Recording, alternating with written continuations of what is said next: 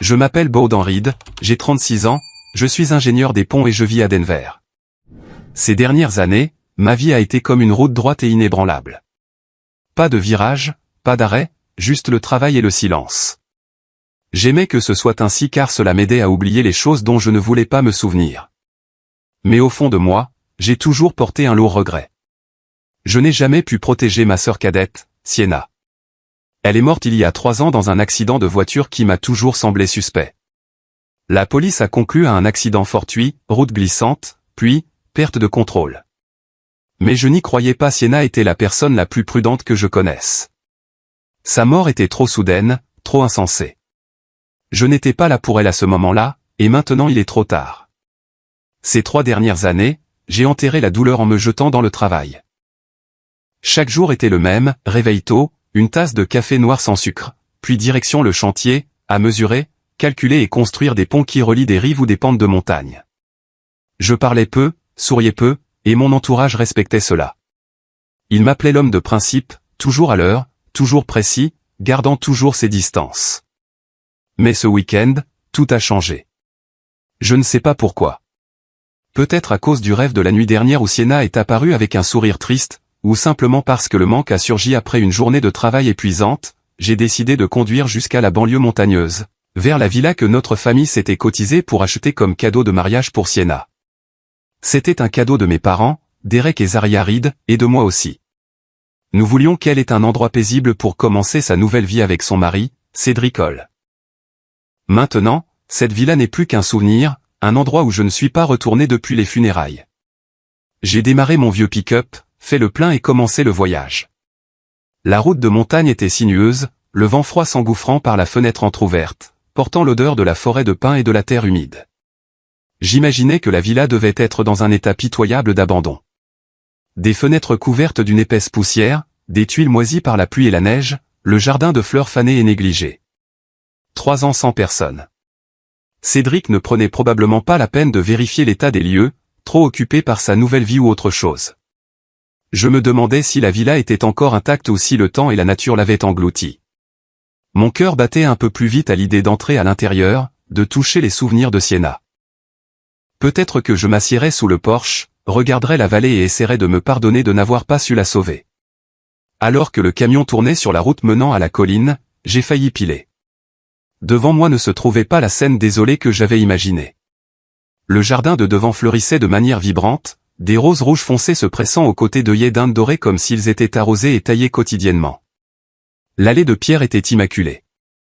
Pas une seule feuille morte éparpillée, même si l'automne était passé et que les feuilles dorées tapissaient les routes. Je me suis frotté les yeux, me demandant si je m'étais trompé d'adresse. Mais non, le numéro de la maison était toujours là et la forme familière de la villa se dressait clairement. La maison était lumineuse, les fenêtres légèrement entr'ouvertes pour laisser entrer la brise. L'extérieur était étrangement propre, la peinture blanche encore brillante, pas une tache ni une toile d'araignée en vue. Mon cœur a commencé à battre la chamade. Qui avait fait cela? Cédric. Mais il vivait en ville, et depuis la mort de Sienna, il avait à peine gardé contact avec la famille. Ou quelqu'un d'autre. Je me suis garé, j'ai coupé le moteur et je suis sorti, les jambes légèrement tremblantes.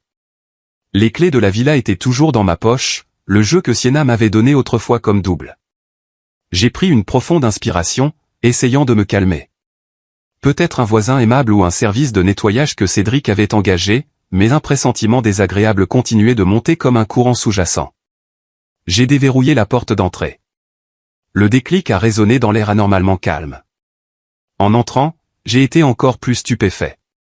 La maison était douillette et bien rangée, pas un grain de poussière. Une légère odeur d'huile essentielle de lavande persistait dans l'air comme si quelqu'un avait récemment brûlé une bougie. Les meubles en noyer brillaient sans une égratignure ni une empreinte digitale. Le lit dans la chambre était soigneusement fait, couverture et oreiller pliés avec précision, comme s'ils attendaient le retour du propriétaire. Tout suggérait une utilisation régulière, pas un abandon après la mort de Sienna. Je suis resté figé dans le salon, le cœur battant. Ce n'était pas une maison hantée, mais on aurait dit que quelqu'un vivait ici secrètement sans permission. J'ai fait le tour de la maison, vérifiant chaque coin. La cuisine était immaculée. Le réfrigérateur contenait quelques bouteilles d'eau et des fruits frais.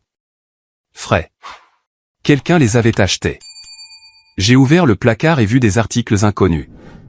Une veste d'homme qui n'était pas à Cédric, et une robe de femme courte et révélatrice. Un frisson m'a parcouru.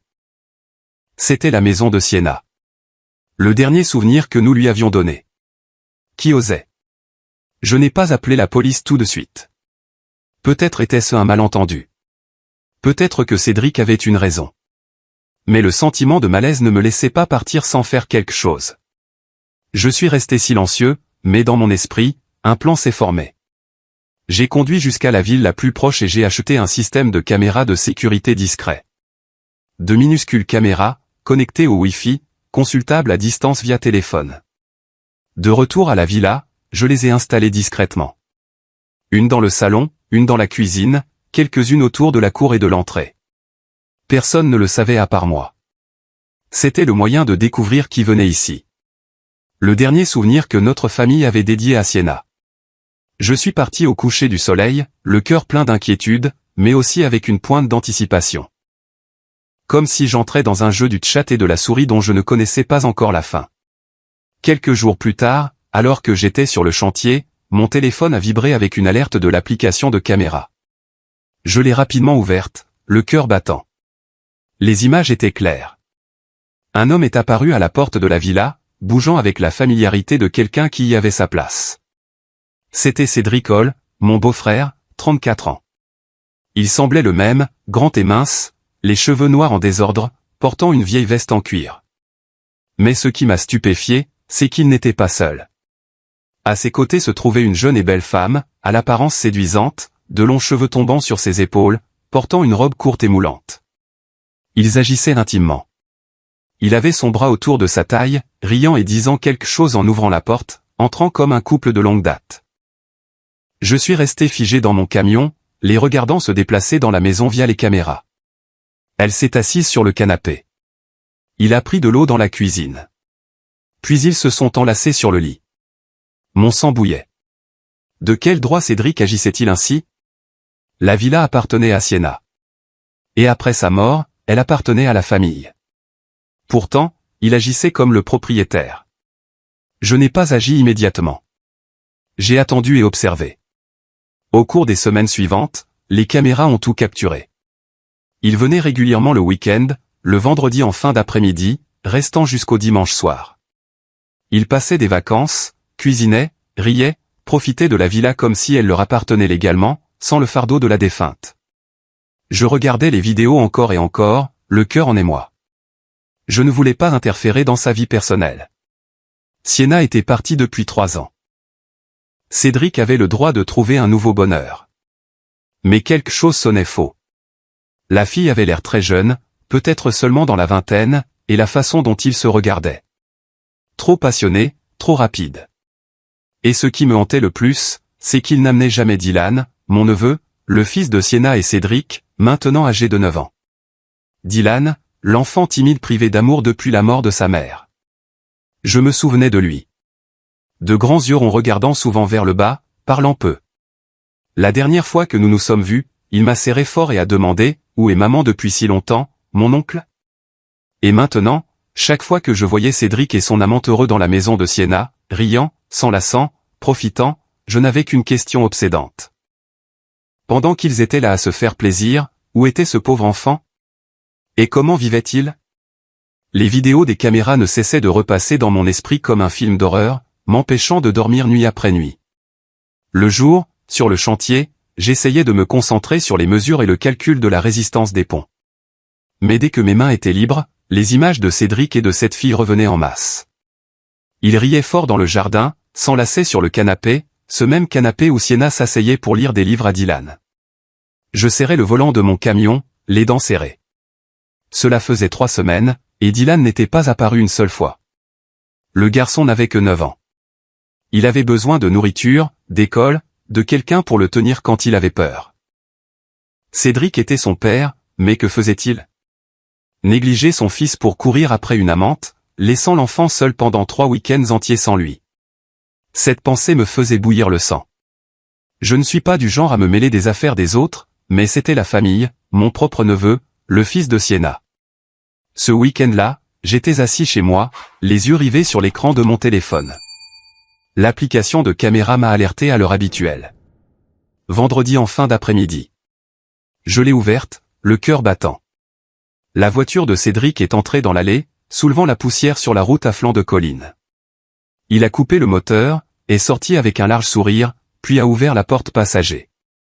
La silhouette d'une femme, cette fille, a émergé, ses longs cheveux flottant dans le vent de la montagne, sa robe courte et moulante épousant sa silhouette séduisante. Ils se sont enlacés juste à la porte comme si la villa était leur nid d'amour privé. J'ai éteint l'écran et me suis levé brusquement. 3 semaines, c'était plus cassé. Fini de regarder de loin. Je devais les confronter. J'ai sauté dans mon pick-up, démarré le moteur et foncé sur la route de montagne. Le vent hurlait à travers les fenêtres, mais le feu dans ma poitrine brûlait plus fort. Je demanderai directement des comptes sur la villa, sur eux, et surtout, sur Dylan. La route montant la colline était sinueuse, mais je conduisais comme un fou, freinant fort dans les virages. Mon cœur battait la chamade, mes mains serraient le volant jusqu'à ce que mes articulations blanchissent. J'imaginais la confrontation. Il serait surpris. Cédric bafouillerait des excuses, mais je m'en fichais. J'avais besoin de la vérité. Alors que mon camion tournait dans le chemin étroit menant à la villa, j'ai vu la voiture de Cédric garée proprement à côté du jardin de fleurs. Ils étaient dehors dans la cour. La fille cueillait quelques roses. Cédric plaisantait sur quelque chose. Je me suis garé à une courte distance, j'ai coupé le moteur et je suis sorti. L'air de la montagne était glacial, mais la sueur coulait dans mon dos. J'ai marché dans la cour en essayant de garder une voix calme, mais dès que j'ai franchi le portail, ils se sont retournés brusquement. La peur était visible sur leurs 2 visages. Cédric s'est figé comme une statue, le visage devenant pâle, les lèvres bougeant mais aucun mot ne sortant. Il se tenait rigide, les bras ballants comme s'il voyait un fantôme en plein jour. La fille à côté de lui a fait un demi-pas en arrière, la main agrippant la sangle de son sac avec méfiance. Je me suis arrêté, prenant une profonde inspiration. L'atmosphère était tendue au point d'en être suffocante. Le vent de la montagne sifflait, les feuilles bruissaient, mais entre nous, il n'y avait qu'un silence mortel. Je me suis forcé à sourire et j'ai levé la main en guise de salut. Et, Cédric. Ça fait longtemps qu'on ne s'est pas vu. Il a dégluti difficilement, essayant de retrouver son calme. Son visage était encore pâle, mais il a bégayé, « Baudin, qu'est-ce que tu fais ici? Pourquoi tu n'as pas appelé avant ?» Sa voix tremblait comme celle d'un enfant pris en flagrant délit. La fille restait immobile, me toisant des yeux. Je me suis tourné vers elle, gardant un ton doux. « Bonjour, je suis Baudin, le frère de Sienna. » Cédric m'a rapidement interrompu, faisant les présentations à la hâte. « C'est Maya. Maya Sloan.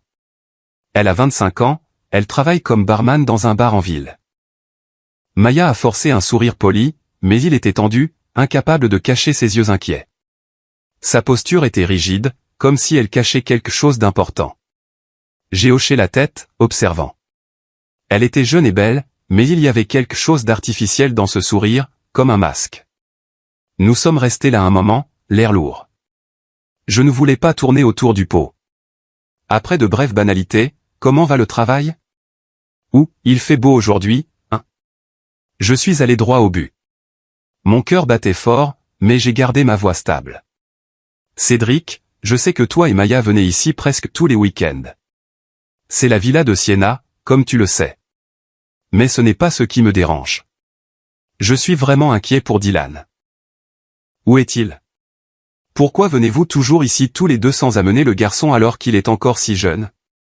Cédric a immédiatement évité mon regard, regardant le sol, puis le jardin de fleurs. Son visage est devenu rouge, puis pâle. Il a bégayé des excuses, la voix vague. Dylan, le gamin joue chez un ami. Des amis d'école, tu sais, ou chez les voisins. Il adore ça. C'est bon, Baudin. Puis il a rapidement changé de sujet. De toute façon, conduire sur ces routes de montagne est dangereux. Il commence à faire nuit. Conduis prudemment en rentrant. Occupé par le travail. Il fait froid ici. Il divaguait. N'importe quoi pour éviter de parler de l'enfant. Je l'ai regardé, plein de suspicion. Cédric esquivait maladroitement comme un enfant cachant des bonbons derrière son dos. Ses yeux fuyants, ses mains triturant l'ourlet de sa chemise, la sueur perlant sur son front malgré le vent froid. Il était clairement mal à l'aise d'être interrogé sur la garde de l'enfant. Maya restait silencieuse, n'intervenant pas, serrant juste son sac plus fort, les yeux fixant le lointain. J'avais envie de crier, de l'attraper par le col et d'exiger des réponses. Mais non, je ne voulais pas faire de scène à la villa. Cet endroit avait été le sanctuaire de Sienna, pas un lieu de dispute. J'ai pris une profonde inspiration et j'ai hoché la tête. D'accord, alors. Passez un bon week-end. Puis je me suis tourné et je suis parti silencieusement. Mais à l'intérieur, je me sentais étouffé comme si quelqu'un me serrait la poitrine. Les voir là, insouciants, profitant de l'espace qui appartenait à ma sœur me donnait envie de vomir. La villa s'illuminait, le jardin vibrant, tout se moquait de ma douleur. J'ai marché jusqu'à mon camion, démarré le moteur et je suis parti à toute vitesse. Le vent de la montagne rugissait à mes oreilles, mais la voix dans mon cœur était plus forte. Où est Dylan? Est-ce que le garçon va bien? Je ne suis pas rentré chez moi. Au lieu de cela, j'ai conduit directement au centre-ville vers l'appartement de location où Cédric et Dylan vivaient depuis la mort de Sienna. L'autoroute s'étendait à l'infini, les phares coupant l'obscurité. Je me souvenais de l'appartement, petit et délabré, dans un quartier en mauvais état rempli d'immeubles penchés et de klaxons retentissants, complètement à l'opposé de l'air luxueux de la villa de montagne. Sienna y avait vécu avec Cédric avant que la villa ne soit terminée. Maintenant, c'était le dernier refuge de Dylan. Je me suis garé sur le trottoir, le cœur battant. Il était tard, mais je devais voir le garçon de mes propres yeux pour être rassuré. La porte d'entrée de l'immeuble a grincé quand je l'ai poussée. Le couloir était plongé dans le noir, puant le moisi. J'ai monté les escaliers, les pas lourds. Appartement 304. La porte n'était pas verrouillée. J'ai froncé les sourcils et les poussé doucement. Elle s'est ouverte et la scène à l'intérieur m'a serré le cœur. À l'intérieur, une faible lumière jaune provenant d'une ampoule pendante, le bruit de casseroles et de poêles venant de la cuisine, et une forte odeur de brûlé se répandant de manière épaisse. Une légère fumée dérivait. Je suis entré, appelant doucement le garçon, mais pas de réponse. Puis j'ai vu Dylan. Le garçon était maigre, les cheveux légèrement ébouriffés, se tenant précairement sur une vieille chaise en bois, tendant la main vers la cuisinière. Devant lui se trouvait une petite poêle sur le brûleur électrique, des œufs cassés, mais remués maladroitement, une fine fumée s'élevant parce que la chaleur était trop forte. L'huile éclaboussait et Dylan tâtonnait, les mains tremblantes comme s'il avait peur de laisser tomber la poêle. Il portait un vieux t-shirt, un short ample, et était pieds nus. Mon cœur a semblé s'arrêter. Dylan a sursauté au bruit de la porte, se retournant brusquement, de grands yeux ronds pleins de peur. La poêle a failli tomber, mais il l'a rattrapée. À ce moment-là, toutes mes questions sur le comportement de Cédric ont trouvé leur réponse avec une image plus réelle que n'importe quel mot. Le garçon était ici seul, essayant de se débrouiller par lui-même pendant que son père s'amusait à la montagne avec son amante. Je suis rapidement entré dans la petite cuisine, l'air étouffant avec l'odeur âcre de brûlé et la fumée légère. Dylan se tenait sur une vieille chaise en bois, vacillant sous son poids. Ses petites mains tenaient maladroitement une spatule, essayant de remuer quelque chose dans la poêle. Le visage du garçon était rouge à cause de la chaleur, la sueur coulait, et j'ai clairement vu une brûlure rouge sur le dos de sa main droite, une longue trace, enflée comme si de l'huile chaude avait éclaboussé. Mon cœur s'est serré comme si quelqu'un le pressait fort. C'était mon neveu, le fils de Sienna, et maintenant il ressemblait à un enfant des rues dans sa propre maison. Sans un mot, je me suis approché et j'ai serré Dylan fort dans mes bras. Son corps était léger comme une plume, si maigre que je pouvais sentir chaque côte à travers le t-shirt fin. Il a tremblé légèrement de surprise, les bras ballants, la spatule tombant au sol dans un cliquetis. « Oncle Baudin, qu'est-ce que tu fais là ?» demanda Dylan doucement, la voix tremblante comme s'il avait peur d'être grondé pour avoir fait quelque chose de mal. J'ai juste caressé la tête du garçon, la gorge nouée, incapable de répondre pour l'instant. Les larmes me montaient aux yeux, mais je les ai ravalées. Pas de pleurs maintenant. Le gamin avait besoin que je sois fort. J'ai pris une profonde inspiration. L'odeur de brûlé persistait encore, me rappelant la dure réalité. Cédric avait abandonné son propre fils pour courir après une femme étrangère. J'ai soulevé Dylan de la chaise et l'ai assis sur la vieille chaise de salle à manger à la table. Laisse-moi voir ta main, ai-je dit doucement en prenant sa main. La brûlure était rouge vif, la peau cloquée. Ça devait faire terriblement mal, mais il ne se plaignait pas. J'ai couru à la salle de bain, trouvant la trousse de premiers soins. Heureusement, il restait un peu de crème pour les brûlures. J'ai nettoyé la plaie à l'eau fraîche, appliqué la crème et les bandé légèrement. Dylan se mordait la lèvre, les yeux fixés au sol, n'osant pas me regarder. « Ça fait mal ?» ai-je demandé. Il a secoué la tête, mais je savais qu'il mentait. Comment cela pouvait-il ne pas faire mal? Un enfant de 9 ans cuisinant pour lui-même, endurant seul. Cédric, espèce de salaud. Je suis allé silencieusement à la cuisine et j'ai nettoyé le désordre. Poêle noirci, sandwich mi-cru mi-brûlé. Quelques œufs cassés éparpillés. J'ai éteint la cuisinière électrique, puis ouvert le réfrigérateur. L'intérieur faisait pitié. Quelques pommes flétries, du lait périmé et quelques légumes jaunissants. Pas de nourriture convenable. Mon cœur me faisait mal. J'ai rassemblé ce qui était encore utilisable, je l'ai lavé et j'ai commencé à préparer un repas simple et léger. Des œufs au plat, du pain grillé et une salade avec les légumes restants. L'odeur de nourriture a progressivement remplacé l'odeur de brûlé, mais mon cœur restait lourd. Quand le repas chaud a été placé sur la table, des œufs dorés, des toasts croustillants et un verre de jus d'orange que j'avais rapidement acheté dans un magasin voisin, Dylan s'est assis et l'a dévoré comme s'il mourait de faim depuis des jours. Chaque bouchée dans la bouche du garçon m'étouffait de pitié, de douleur et du sentiment que quelque chose n'allait profondément pas, chose que je n'avais jamais réalisée auparavant. Dylan mangeait si vite qu'il a failli s'étouffer, les yeux s'illuminant un peu, mais la tête toujours baissée comme s'il avait peur que quelqu'un lui enlève tout. Je restais assis à le regarder, les mains serrées sous la table. Depuis combien de temps le garçon n'avait-il pas eu un repas convenable? Cédric avait promis de prendre soin de lui après la mort de Sienna, mais c'était quoi ça? Abandonner l'enfant?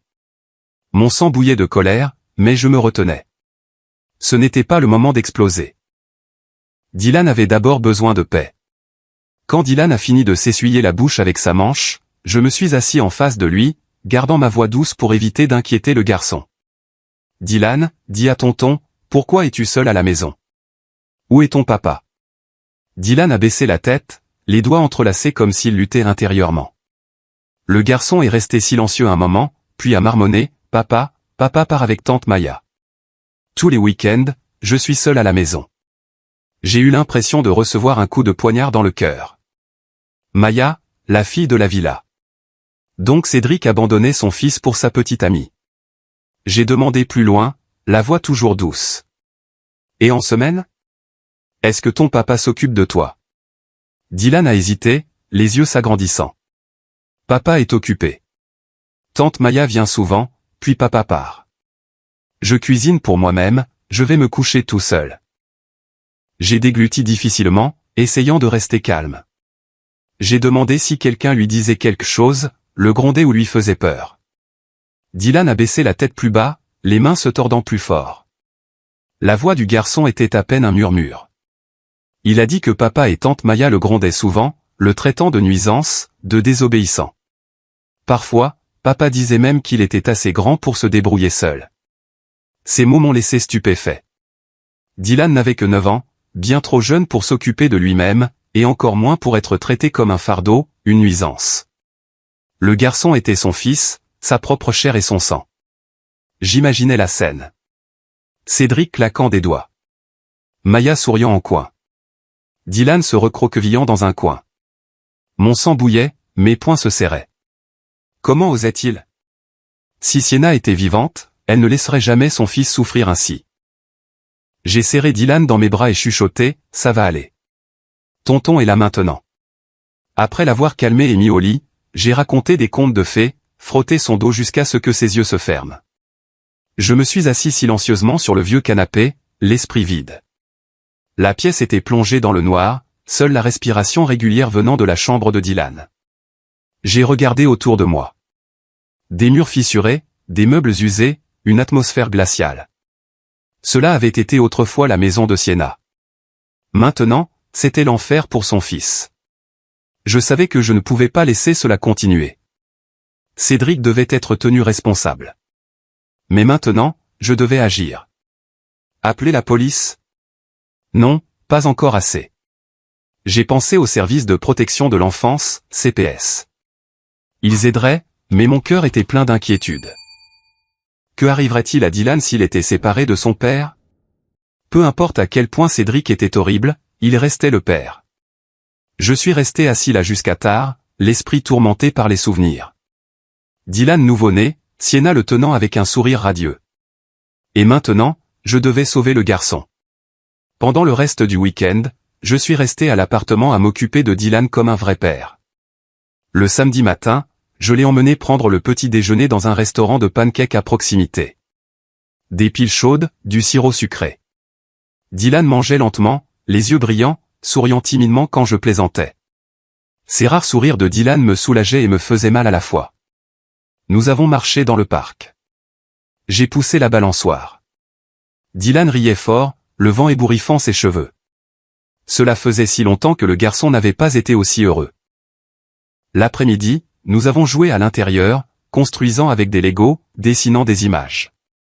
Dylan en a dessiné une famille avec Sienna au centre, mais Cédric effacé. Je l'ai serré dans mes bras, le cœur brisé. Le soir, je cuisinais le dîner, poulet rôti, salade fraîche.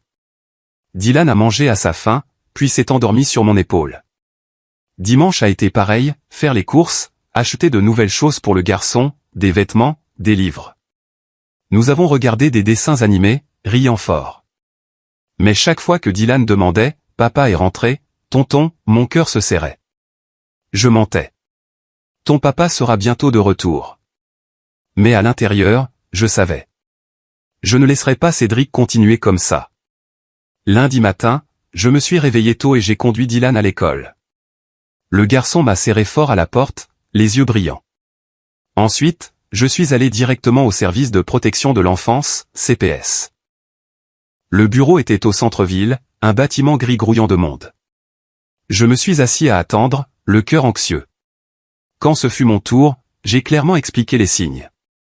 Dylan laissé sans surveillance, brûlé en cuisinant seul, manque de nourriture adéquate. Cédric, absent pendant de longues périodes sans organiser de garde. La travailleuse sociale, une femme d'âge moyen aux yeux sévères, a pris des notes détaillées. Avez-vous des preuves? J'ai décrit les caméras de la villa, ma visite, les mots de Dylan.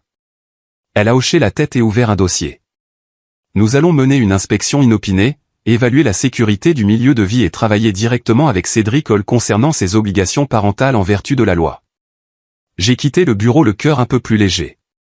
Quelques jours plus tard, les services sociaux ont envoyé une lettre d'avertissement à Cédric. J'en ai reçu une copie par email exigeant une amélioration des soins aux enfants, avertissant de mesures plus fortes en cas de récidive. J'ai expiré de soulagement, la relisant encore et encore dans mon camion. Au moins, Dylan était maintenant sous la surveillance officielle de la protection de l'enfance. Mais l'intuition me disait que ce n'était pas fini. Comment réagirait Cédric? Et Maya? Je suis rentré chez moi, l'esprit plein d'inquiétude. Dylan avait besoin de moi plus que jamais. Après un certain temps, j'ai essayé de reprendre ma routine normale. Les ponts de Denver n'attendent personne. Mesurer, calculer, superviser les ouvriers. Tout cela m'aidait à oublier les problèmes entourant Cédric. J'appelais Dylan quelques fois par semaine, lui demandant comment allait l'école, racontant des histoires drôles, envoyant même de petits cadeaux par la poste, des livres d'histoire, des ensembles Lego. Le garçon riait fort au téléphone, sa voix plus claire qu'avant, mais je pouvais encore entendre une trace de tristesse s'insinuer. Papa sort beaucoup moins maintenant. Oncle, tante Maya vient moins aussi. J'ai hoché la tête pour moi-même, ressentant un soulagement temporaire. Peut-être que l'avertissement des services sociaux avait fonctionné. Cédric essayait probablement de se racheter. Je me disais cela, essayant de garder mes distances. Plus de caméras, plus de surveillance. Je ne voulais pas m'impliquer profondément dans sa vie désordonnée. La villa était maintenant le passé.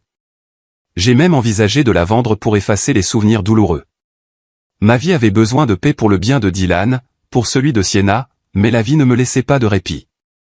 Ce week-end-là, j'avais prévu de rencontrer un vieil ami.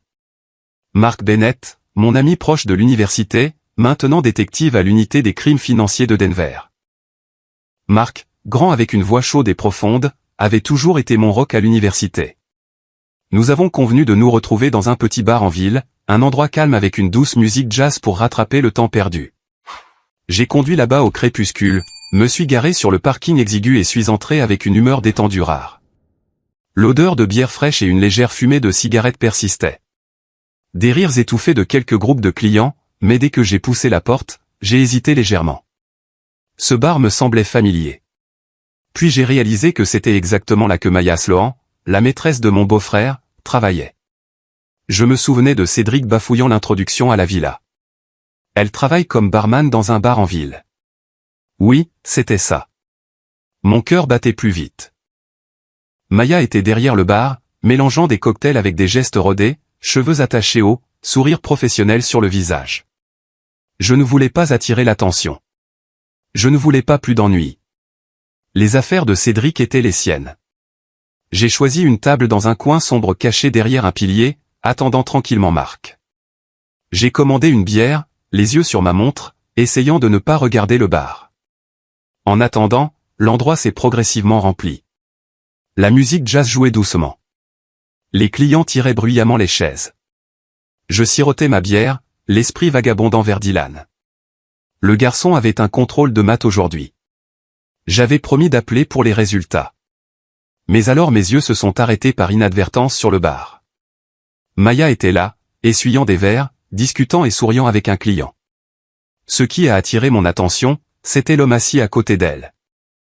Il était lourdement tatoué, des dragons s'enroulant sur des bras musclés, un visage menaçant avec une cicatrice sur la joue, les cheveux coupés courts, portant une veste en cuir noir, pas un client régulier. Les deux parlaient intimement, riant, se penchant parfois pour qu'il embrasse légèrement sa joue comme un vrai couple. Maya gloussait, la main caressant son bras. Mon cœur battait la chamade. Qui était-ce? Est-ce que Maya trompait Cédric? Ou Cédric n'était-il que l'un des nombreux?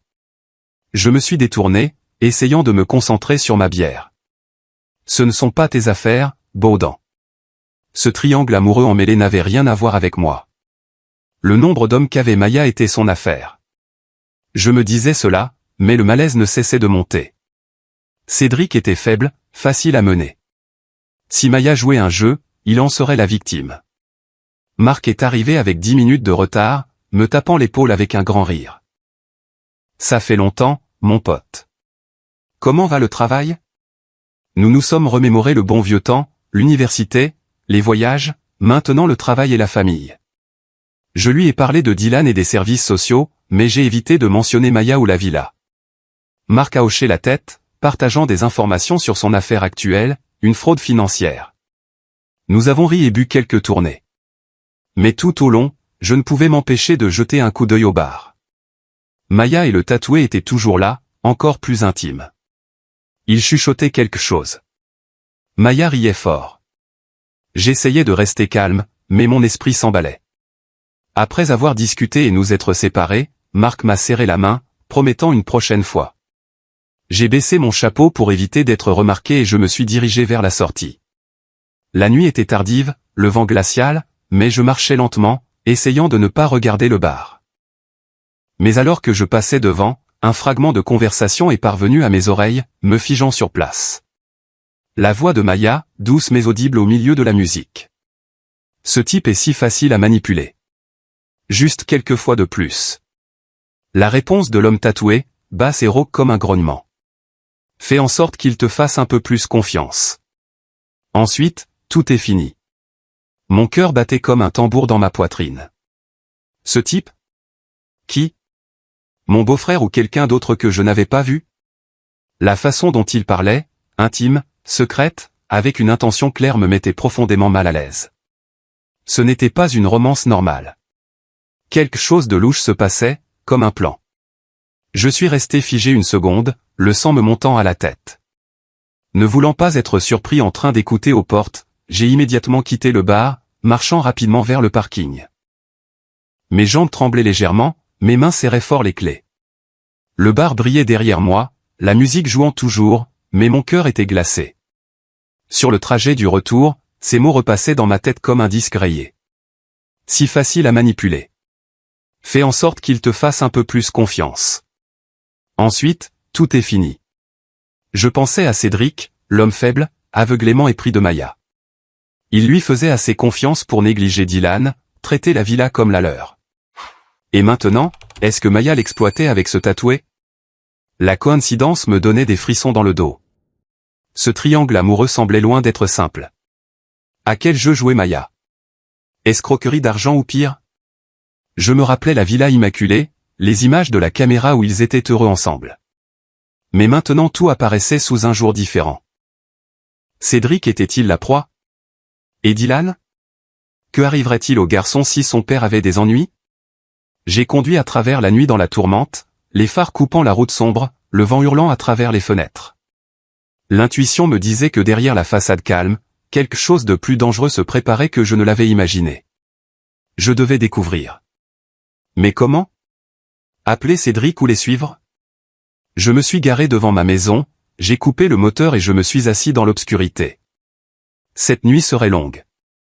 Bien des jours après l'incident au bar, le malaise s'accrochait à moi comme une ombre persistante.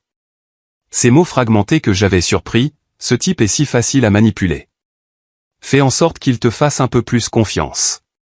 Ensuite, tout est fini, continuer de repasser dans ma tête, empêchant toute tranquillité d'esprit. Le jour sur le chantier, j'essayais de me concentrer sur les mesures et le calcul de la résistance des ponts, mais dès que mes mains étaient inactives, ils refaisaient surface. De qui parlait-il? Et qu'est-ce qui serait fini? Une sorte d'arnaque. Je me demandais si je n'imaginais pas trop de choses, mais l'image de l'homme tatoué, ses yeux froids, son sourire narquois me hantait. Maya paraissait jeune et séduisante, mais maintenant je la voyais comme une araignée tissant sa toile. Cédric était faible, facile à mener. Il tomberait dans le piège sans s'en rendre compte. Et Dylan, qu'arriverait-il au garçon si son père avait des ennuis? Je perdais le sommeil, allongé éveillé dans mon lit, fixant le plafond sombre, l'esprit tourbillonnant avec les pires scénarios. Je ne pouvais pas rester inactif. J'ai commencé à prêter attention au bar où Maya travaillait. Après le travail ou les soirs où j'avais du temps libre, je conduisais dans les environs, m'asseyant dans un café en face ou me garant dans un endroit sombre pour observer de loin, évitant d'être remarqué. Je portais une casquette à bord bas, une veste sombre, assis dans mon camion avec une tasse de café qui refroidissait, les yeux fixés sur l'entrée du bar. Le bar était à un coin de rue animé, des néons clignotants, de la musique forte se déversant à l'extérieur. Je n'entrais pas, de peur d'être reconnu, mais je regardais à distance. La première fois, je suis resté assis pendant 2 heures à voir Maya mélanger des boissons, discuter et sourire avec des clients, mais le tatoué n'est pas apparu. Je suis rentré chez moi en me sentant à la fois déçu et soulagé. Mais je suis revenu une 2e fois, une 3e fois. Je notais des choses dans un carnet. Les horaires de travail de Maya, les heures de fermeture, les clients réguliers. Cela ressemblait à une surveillance maladroite, mais je ne pouvais pas m'arrêter. L'intuition me disait que quelque chose n'allait pas. Au fil de plusieurs observations, j'ai remarqué que l'homme tatoué apparaissait peu fréquemment, mais toujours avec une intention claire. Arrivant seul, s'asseyant dans un coin isolé, brève conversation avec Maya, puis repartant. Pas d'affection publique comme la première fois que j'avais vu, mais plus discret. Il venait quand le bar était bondé vers 22 heures, portant une veste couvrant ses tatouages, assis au bout sombre du bar. Maya lui servait un verre. Puis il chuchotait brièvement juste quelques minutes avant qu'il ne paye et parte sans se retourner. Pas d'intimité, pas de rire, toujours pareil. Rapide, secret. Mon cœur battait la chamade alors que je regardais à travers la vitre du camion. Ce n'était pas un amoureux, un partenaire, peut-être. Quel était le plan? Ce changement m'a fait réaliser que leur relation n'était pas simplement romantique. Quelque chose de plus sérieux se passait en coulisses. Je me souvenais de Marc mentionnant des crimes financiers, attirant les victimes pour signer des documents transférant des actifs. Cédric avait l'argent de l'assurance vie de Siena, la villa. Est-ce que Maya le visait? Cette pensée m'a glacé. Je devais agir. J'ai décidé de ne pas me précipiter. Pas question de faire irruption dans le bar pour exiger des réponses. Pas question d'appeler la police tout de suite, mais de rencontrer Marc Bennett à nouveau. Nous avons convenu d'un rendez-vous dans un café familier, calme avec l'arôme chaud du café torréfié. Je suis arrivé tôt, assis dans un coin, tenant 2 photos furtives des visites au bar. L'une de Maya souriant derrière le comptoir, l'une de l'homme tatoué assis à proximité, le visage menaçant. Je les avais prises avec mon téléphone, flou, mais identifiable. Marc est arrivé, me tapant l'épaule. Tu as l'air tendu, mec. Qu'est-ce qu'il y a? Je lui ai tout raconté de ce que j'avais entendu cette nuit-là. Pas d'embellissement, pas de spéculation excessive. Je les ai entendus parler de ce type qui est facile, de construire plus de confiance. Je pense qu'il s'agit de Cédric, mon beau-frère. Je lui ai tendu les photos, la voix tremblante. Marc les a prises en fronçant les sourcils alors qu'il examinait attentivement. Baudin, tu sais que je ne peux pas accéder à des informations confidentielles juste pour une demande personnelle, mais je vérifierai dans les limites autorisées en utilisant les bases de données publiques et les listes de surveillance. Ne te fais pas trop d'espoir. J'ai hoché la tête, le cœur plein d'inquiétude. Nous avons discuté nonchalamment du travail, de Dylan, mais mon esprit était sur les photos. Marc est parti, promettant de rappeler. Je suis resté assis un peu plus longtemps, sirotant un café amer, l'esprit tourmenté. Si Marc ne trouvait rien, qu'alors? Continuer à surveiller ou avertir Cédric directement. Cet après-midi-là, mon téléphone a sonné. Marc, la voix nettement plus basse, plus du tout joyeuse. Baudin, j'ai vérifié. Les deux sur les photos correspondent au dossier d'une paire de suspects dans un réseau de fraude à grande échelle lié à un réseau criminel transnational. Mon cœur a semblé s'arrêter. Je me suis affaissé sur le canapé, serrant le téléphone. Marc a expliqué que le groupe manquait de preuves suffisantes pour des arrestations, mais était sous suspicion et surveillance liée à de multiples cas d'attraction de victimes pour signer des documents financiers, transférer des actifs ou servir de façade à des transactions louches. Ils ciblent des personnes vulnérables, confiantes ou dans des relations malsaines. Ils utilisent des femmes comme Maya pour appâter, puis le type, son nom est Jacques, avec un casier judiciaire, s'occupe du reste. Marc a souligné, d'après ma description, Cédric était à haut risque d'être la prochaine cible. Il est tendre, a de l'argent, des actifs, parfait pour eux. Cette vérité m'a laissé sous le choc. Je savais que Cédric était faible, manquant de détermination, facilement manipulable, la proie exacte que de telles organisations recherchaient. Il était aveuglément épris de Maya, négligeant Dylan, traitant la villa comme la leur.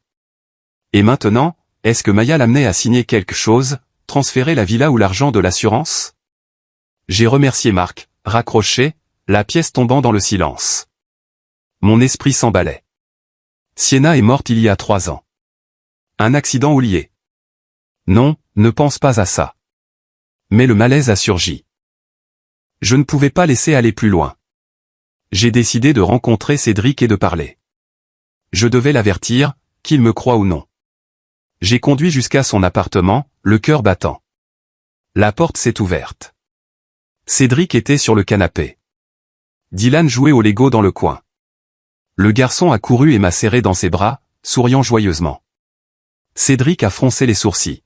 « Qu'est-ce que tu viens faire ici ?» J'ai parlé lentement, essayant de rester calme, racontant ce que j'avais vu au bar détail par détail. Pas d'ajout, pas de spéculation excessive. J'ai souligné que Maya n'était pas simple, que je l'avais entendu elle et le tatoué parler de manipuler quelqu'un, et que Cédric était probablement la cible. Je ne suis pas là pour me disputer, ai-je dit. Je veux juste que tu fasses attention. Certaines choses ne sont pas des coïncidences. Cédric est resté silencieux quelques secondes, mais ce n'était pas un silence réfléchi. Son visage est devenu rouge, sa mâchoire se serrant. Il s'est levé brusquement, la chaise derrière lui s'écrasant bruyamment. « Pour qui tu te prends à me faire la leçon ?» a-t-il crié. « Tu penses que je suis un idiot ? Tu me regardes comme ça depuis des lustres, comme si je ne valais rien juste parce que je ne vis pas comme tu le veux. » Avant que je puisse répondre, Cédric a pointé son doigt droit sur mon visage. « Tu inventes tout ça, n'est-ce pas ? Tout ça parce que tu ne veux plus de moi et Maya à cette villa. C'est la villa de Sienna. Et alors ? Elle est morte. Tu n'as aucun droit de décider pour moi. » Dylan s'est recroquevillé dans le coin, les bras autour de ses genoux, les yeux s'agrandissant. J'ai jeté un coup d'œil au garçon, baissant la voix. « Cédric, Dylan est là. Calme-toi. » Mais cela n'a fait qu'alimenter le feu. « Tu oses mentionner le gamin, » rugit Cédric. « C'est toi qui as signalé aux services sociaux, n'est-ce pas ? C'est toi qui leur as fait inspecter ma maison. Qu'est-ce que tu veux ? Voler mon fils ? » Il s'est approché, la voix tremblante de rage. Tu gâches ma vie, puis tu prétends être le gentil, salaud. La pièce a sombré dans le chaos. Dylan a commencé à pleurer silencieusement, les épaules tremblantes. Je suis resté immobile, ne reculant ni n'avançant. Je ne veux rien te prendre, ai-je dit, la voix s'approfondissant. Si j'ai attiré l'attention des services sociaux, c'est uniquement parce que Dylan ne mérite pas de vivre comme ça. Cédric s'est arrêté brièvement, mais ses yeux se sont rapidement durcis de haine. Il a dit, sors. Sors de ma maison. Ne reviens jamais. J'ai regardé Dylan une dernière fois. Le garçon n'osait pas lever la tête. J'ai compris que mes avertissements n'avaient aucun sens maintenant. Cédric n'entendait rien au-delà de sa propre peur et colère. Je me suis tourné et suis parti, portant un sentiment lourd. Je savais que je ne pouvais pas sauver Cédric, mais Dylan, je le pouvais encore. J'ai réalisé que Cédric était trop aveuglé par ses sentiments pour Maya pour écouter la raison. Il ne pouvait plus distinguer la vérité de la manipulation. Ses yeux flamboyaient, sa voix tremblait de fureur. Je suis resté calme, plus de disputes. Avant de partir, j'ai laissé un dernier avertissement, doux mais ferme. Garde tes distances avec ceux en qui tu as une confiance aveugle, et veille sur Dylan. Le garçon a besoin de toi. Cédric s'est détourné, pas de réponse. J'ai serré Dylan une dernière fois, chuchotant, prends soin de toi, d'accord? Puis je suis sorti, le cœur lourd. En quittant l'appartement de Cédric, j'ai descendu les escaliers, me sentant presque étouffé.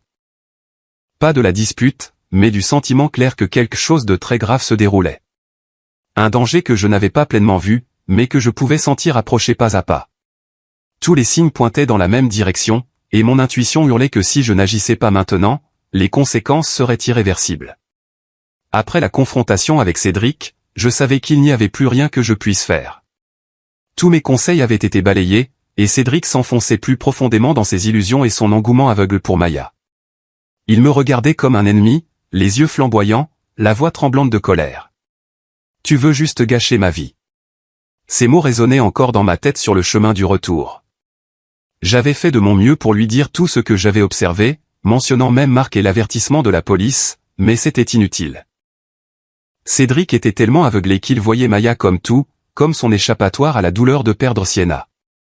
Je ne pouvais que rester silencieux, espérant que les choses n'empireraient pas, espérant que les services sociaux surveilleraient de près que Dylan serait en sécurité et que Cédric se réveillerait avant qu'il ne soit trop tard. Mais au fond, je savais que cet espoir était aussi fragile qu'un fil. J'ai conduit chez moi sous une pluie légère, les lampadaires flous sur la chaussée mouillée, le cœur plein d'inquiétude. Cette nuit-là, je me suis assis seul dans le salon, fixant la fenêtre, l'esprit tourbillonnant avec les pires scénarios. Que prévoyaient Maya et l'homme tatoué? Cédric perdrait-il tout? L'argent, la villa, même Dylan? Une semaine passa lentement, comme si le temps s'étirait pour tester ma patience. J'essayais de retourner à mon rythme quotidien. Réveil tôt, café noir sans sucre. Puis au chantier, le rugissement des machines, la poussière remplissant l'air, les ponts prenant progressivement forme sous mes mains. Tout cela m'aidait à oublier temporairement. J'appelais Dylan chaque jour pour demander des nouvelles de l'école, raconter des histoires drôles pour le faire rire. Qu'est-ce que tu as appris d'amusant aujourd'hui? J'ai eu un A aujourd'hui. Sa voix claire allégeait mon cœur, mais je pouvais toujours entendre la tristesse sous-jacente. Ton papa est beaucoup occupé, hein? Dylan a hésité. Papa sort beaucoup avec tante Maya, mais il a promis de rentrer tôt. J'ai dégluti difficilement, essayant de ne pas insister davantage.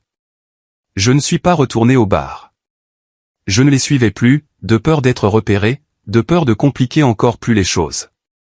Mais nuit après nuit, je rêvais de Sienna, ma sœur, debout là avec des yeux tristes. Protège Dylan pour moi. Je me réveillais trempé de sueur, le cœur battant. Je savais que j'attendais qu'une bombe explose. Ce matin-là, je me suis réveillé tôt comme d'habitude, le corps fatigué, mais l'esprit alerte. La lumière du soleil filtrait à travers les rideaux, les oiseaux chantaient dans la cour. Une journée normale à Denver. J'ai préparé une tasse de café chaud, l'arôme remplissant la petite cuisine, puis je me suis assis sur le canapé et j'ai allumé les nouvelles du matin. Météo, politique, sport, tout passait comme d'habitude. J'ai pris la première gorgée de café, l'amertume familière réveillant mes sens, mais alors ma main s'est figée, la tasse manquant de tomber. À l'écran, il y avait Cédric Olle escorté au poste par la police, menotté dans le dos, le visage hagard, les yeux enfoncés. Le bandeau d'information indiquait clairement « La voix du journaliste froide, un suspect dans une affaire de meurtre se rend tôt ce matin ».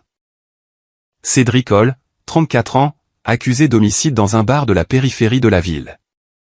Je suis resté assis figé, la tasse de café tombant au sol, se brisant, le café éclaboussant partout. Le journaliste a continué, image de la scène de crime clignotante. La victime est Maya Sloan, 25 ans, barman au bar où l'incident s'est produit. Les premiers rapports indiquent que le crime découle d'un différend amoureux. Le suspect s'est rendu et est détenu pour enquête. Maya morte, tuée par Cédric. Je ne pouvais pas y croire. Même en sachant que Cédric était faible et impulsif, je n'aurais jamais pensé qu'il pourrait aller jusqu'au meurtre. Il était obsédé par Maya. Comment avait-il pu? Les images de lui à la villa riant avec elle tournaient maintenant au cauchemar. Je restais assis, stupéfait, l'esprit dans le chaos, tout tournait. Où Cédric avait-il découvert la vérité? Cette révélation m'a frappé comme un coup de poing dans la poitrine, me laissant le souffle coupé. Mais alors la seule chose qui m'a fait sortir de ma torpeur était Dylan. Le garçon. Où était Dylan? Seul dans l'appartement. Effrayé. J'ai bondi, attrapé mes clés, sans prendre la peine de me changer, et j'ai couru vers la porte.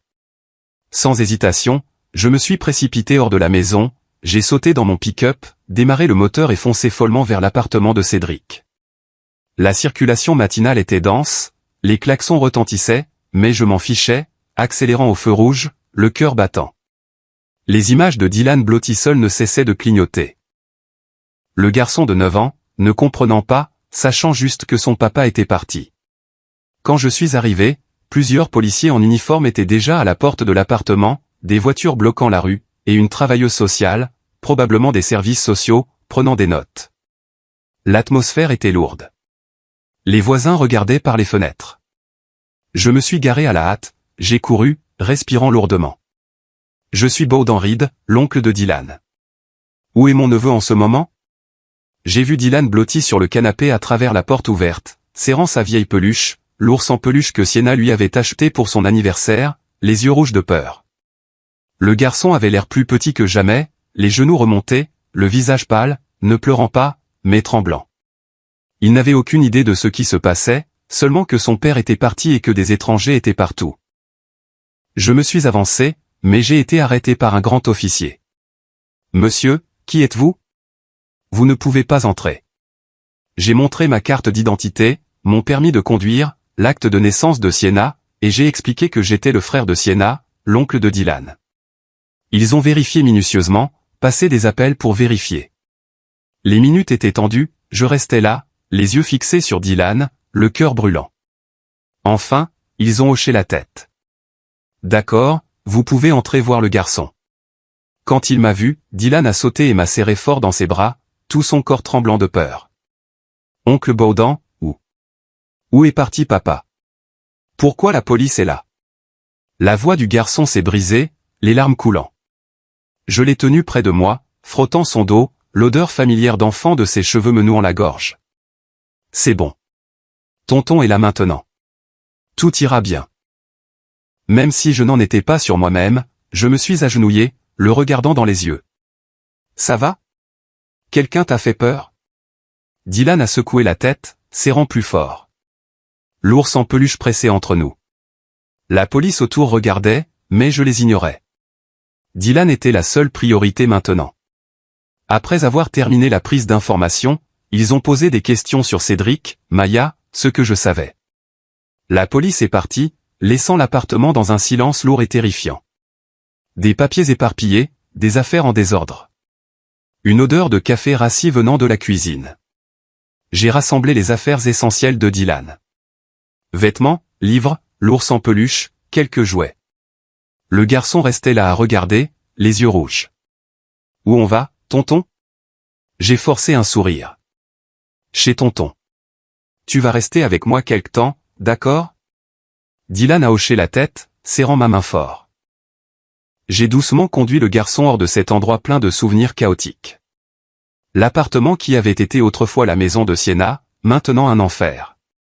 Sur le chemin du camion, Dylan a regardé en arrière, la voix petite. Papa va rentrer à la maison, tonton?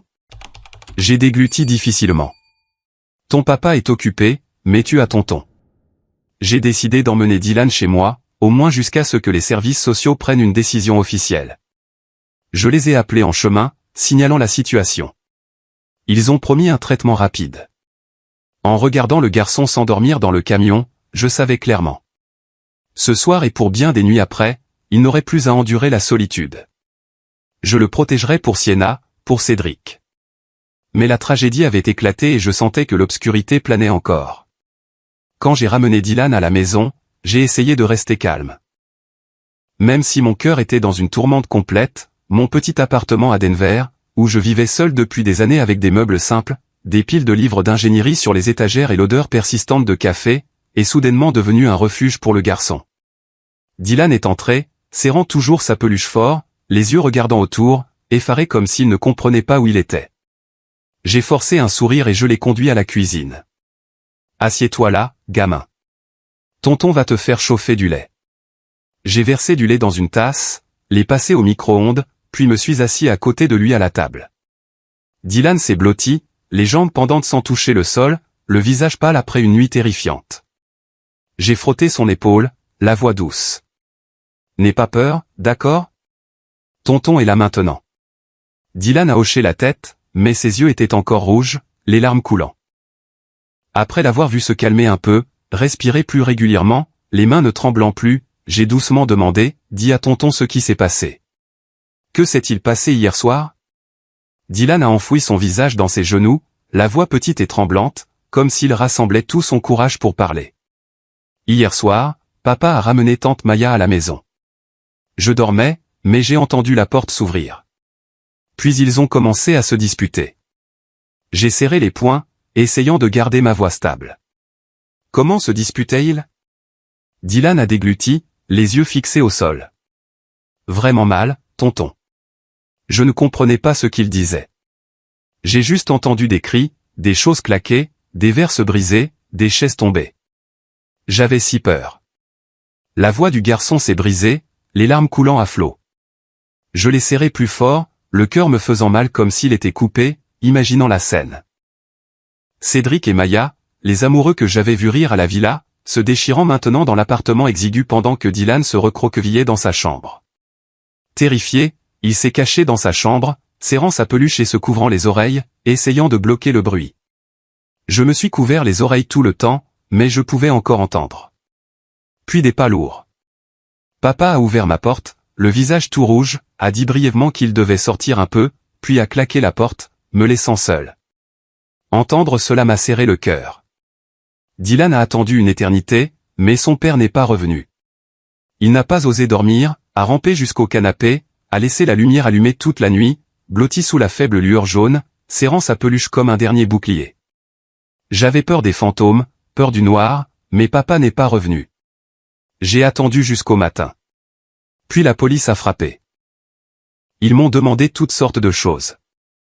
J'ai pleuré. Puis tu es arrivé. La voix de Dylan s'est estompée, tremblante.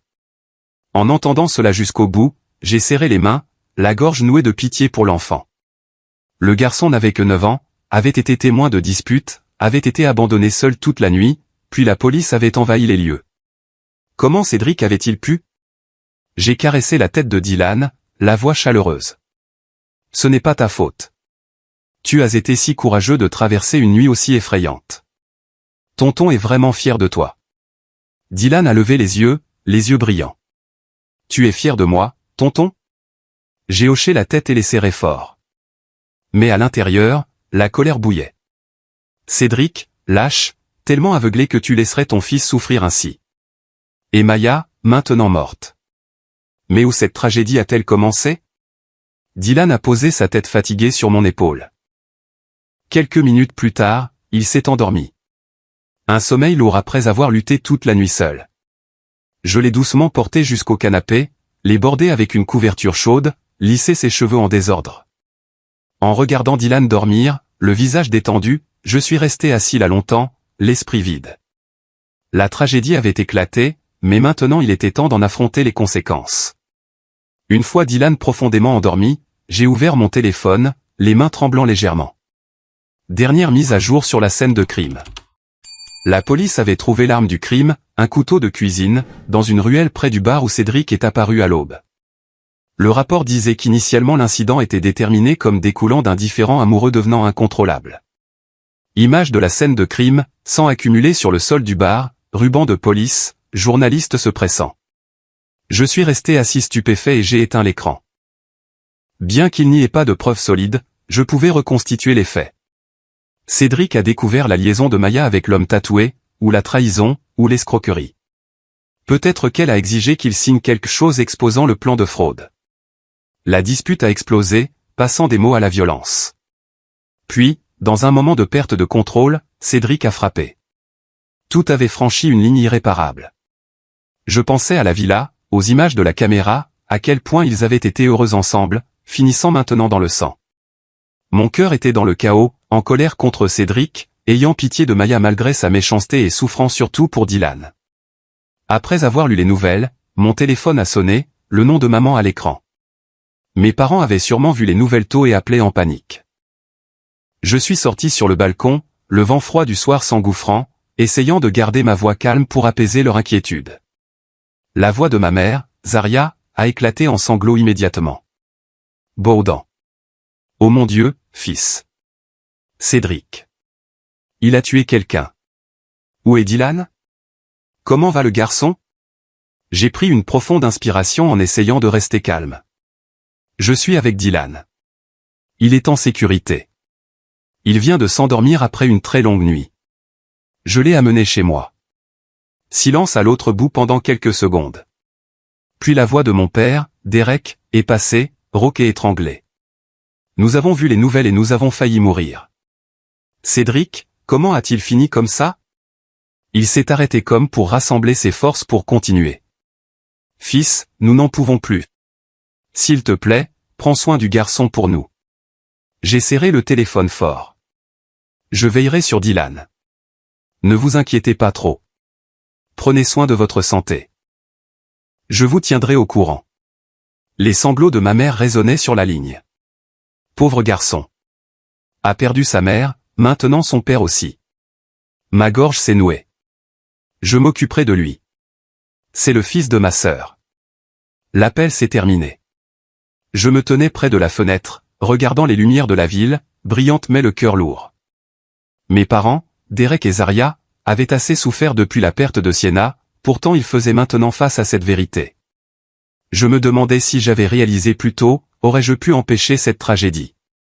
Dans les jours qui ont suivi, j'ai consacré tout mon temps à m'occuper de Dylan. Ma vie a complètement changé, passant d'un ingénieur célibataire à un père impromptu. Tôt le matin, je préparais le petit déjeuner. Œufs au plat, pain grillé, fruits frais. Dylan mangeait de bon appétit, les yeux s'illuminant. Tu cuisines si bien, tonton. Je le conduisais à l'école et le ramenais, me garant à la porte, le serrant fort. Étudie bien, d'accord? Tonton viendra te chercher cet après-midi. Dylan hochait la tête et courait à l'intérieur, mais je le voyais regarder en arrière comme s'il avait peur que je disparaisse. Le soir, je préparais le dîner. Viande grillée, salade, soupe chaude. Nous mangions ensemble en parlant de l'école. Aujourd'hui, j'ai joué au ballon avec des amis. C'était tellement amusant. Je souriais mais j'avais mal à l'intérieur. Le garçon essayait d'être joyeux pour cacher sa tristesse. La nuit, nous jouions à construire des Legos, à dessiner des images, à regarder des dessins animés. Je lui lisais des livres avant de dormir, des histoires de héros, de famille. Dylan écoutait, les yeux somnolents. Tu lis exactement comme maman.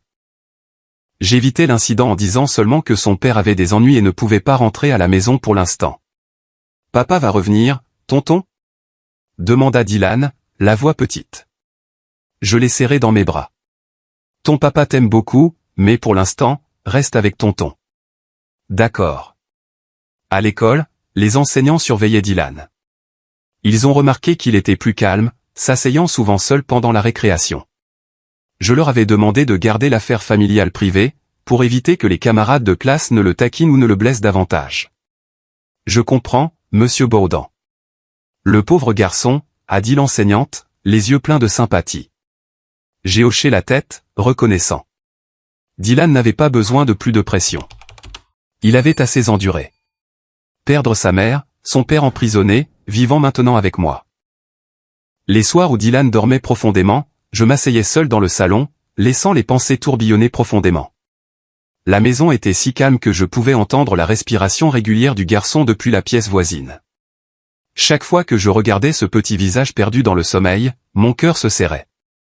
Dylan avait perdu sa mère, perdu le soutien de son père, et maintenant son monde n'était plus que moi.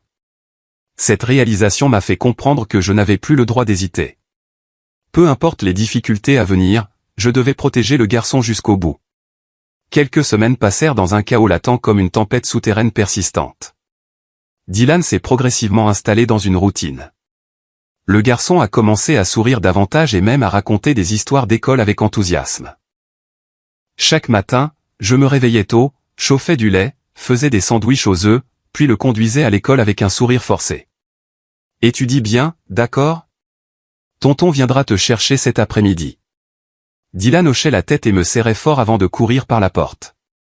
L'après-midi, nous jouions dans la petite cour arrière, lançant une balle, construisant avec des Legos, ou simplement assis sur la balançoire à regarder le coucher du soleil.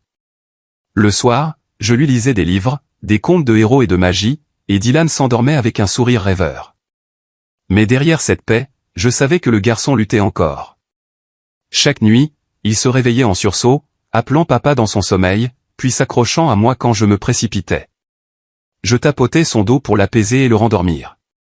Quant à moi, tout en m'occupant de lui, je suivais les développements de l'affaire par les nouvelles. Chaque matin, j'allumais la télé, lisais les rapports en ligne mettant à jour chaque détail. Cédric détenu. Enquête plus approfondie, signe d'implication financière. J'ai appelé Marc quelques fois. Du nouveau. Marc soupira. On creuse encore. Ça ne ressemble pas à une simple jalousie. Le malaise ne cessait de monter. Je savais que le procès révélerait beaucoup, et je redoutais ce que j'allais entendre. Le jour de la première audience du procès pour meurtre, j'ai assisté en tant que parent de la victime indirecte et tuteur temporaire de Dylan. Je ne voulais pas y aller. En moi se trouvait un enchevêtrement d'émotions, la colère mêlée à la pitié. Mais je savais que je ne pouvais pas l'éviter. J'avais besoin d'affronter la vérité de première main pour comprendre ce qui avait conduit à cette fin tragique. J'ai laissé Dylan chez une voisine gentille, disant rapidement que j'avais des courses à faire et que je reviendrais bientôt, puis j'ai conduit au palais de justice central de Denver. Les rues étaient bondées comme d'habitude, mais mon esprit était vide. Tout au long du trajet, les images de Cédric repassaient sans relâche, lourdes et difficiles à nommer. Le palais de justice se dressait froidement avec ses imposantes colonnes de pierre grise. Dès l'entrée, l'atmosphère était déjà épaisse. Je suis passé par les scanners de sécurité, les mains tremblant légèrement en remettant les documents, puis j'ai suivi la foule dans la salle d'audience. À l'intérieur, la salle était comble. Les journalistes se pressaient au fond, les appareils photos flashant discrètement. La famille de Maya était blottie dans un coin, des sanglots étouffés dans la gorge, avocats et personnel du tribunal s'affairaient, préparant la séance. J'ai choisi un siège au dernier rang, essayant de rester calme malgré mon cœur battant. Les lumières fluorescentes projetaient une lueur froide. Des chuchotements remplissaient la pièce. Quand le juge est entré, tout le monde s'est levé et le procès a officiellement commencé. J'ai pris une profonde inspiration, me disant que je n'avais besoin que de la vérité, rien d'autre. À ce moment-là, mes yeux se sont involontairement fixés sur l'accusé alors qu'il était introduit. Cédric Hall. Il a été amené par la porte latérale en tenue de prison grise, menotté dans le dos, les pas lourds. Cédric avait dépéri, le visage hagard et sans vie, la peau cendrée, et les yeux enfoncés par les nuits sans sommeil. Cheveux ébouriffés, barbe naissante, négligée, les mains tremblant légèrement malgré les efforts pour rester composés. En voyant Cédric maintenant, je ne reconnaissais plus le beau-frère des photos de mariage de Sienna. Il avait été autrefois grand et souriant à côté de ma sœur, tenant fièrement Dylan.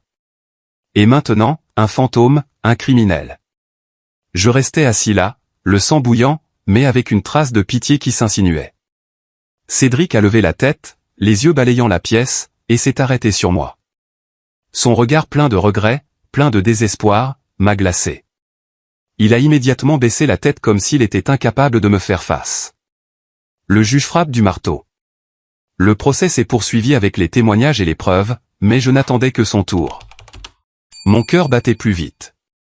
L'air de la salle d'audience était étouffant comme si tout le monde retenait son souffle. Quand ce fut son tour, on a demandé à Cédric de se lever et de faire sa déclaration. Son avocat a hoché la tête et Cédric s'est levé, les jambes tremblantes. Il s'est tourné pour me chercher dans la salle bondée, hésitant quelques secondes, les yeux suppliants comme s'il demandait de l'aide, puis a baissé le visage, la voix tremblante mais claire à travers le micro. J'admets pleinement mes actes criminels. J'ai tué Maya Sloan dans un accès de rage après une dispute houleuse. La salle d'audience est tombée dans le silence, seul le gribouillage des journalistes se faisant entendre. Mais ce n'était que la surface. Cédric a pris une profonde inspiration, la voix plus brisée. Mais je dois tout dire. J'ai eu une liaison avec Maya depuis. Sienna, ma femme, quand elle était vivante. Des murmures se sont élevés. Mais le juge a frappé du marteau pour le silence. Cédric a continué. Cette relation douce m'a rendu de plus en plus dépendant de Maya, croyant tout ce qu'elle disait. C'est Maya qui a suggéré. Attiré. Manipulé nous deux pour planifier de tuer Sienna afin de réclamer son assurance vie. La salle d'audience entière est devenue silencieuse comme la mort alors que Cédric commençait à le détailler. En entendant cela, mon sang a semblé gelé. Mon souffle s'est coupé, mes oreilles bourdonnaient, le monde tournait. Tuer Sienna. Ma sœur, celle qui était gentille, indulgente, qui souriait toujours et aimait la vie, tuée par son propre mari pour de l'argent. Je n'avais jamais imaginé que la mort de ma sœur avait été causée par l'homme avec qui elle partageait son lit. L'accident de voiture il y a 3 ans. Route glissante, perte de contrôle. Maintenant révélé comme un meurtre. Je serrais la coudoir de la chaise, les ongles s'enfonçant dans ma paume, mais je ne sentais aucune douleur physique. Seulement l'agonie déchirante comme si j'étais mis en pièces. Cédric a continué, la voix hachée et tremblante. Après la mort de Sienna, Maya a promis que nous construirions une nouvelle vie avec l'argent de l'assurance, mais tout n'était que mensonge. Elle m'a utilisé, m'a exploité. Il s'est arrêté, déglutissant, les yeux rouges. Quand Baudan m'a averti, j'ai commencé à faire plus attention, suivant secrètement Maya. Et c'est là que j'ai découvert que Maya ne m'aimait pas comme elle le prétendait. Elle était impliquée avec un autre homme et prévoyait de partir sans moi.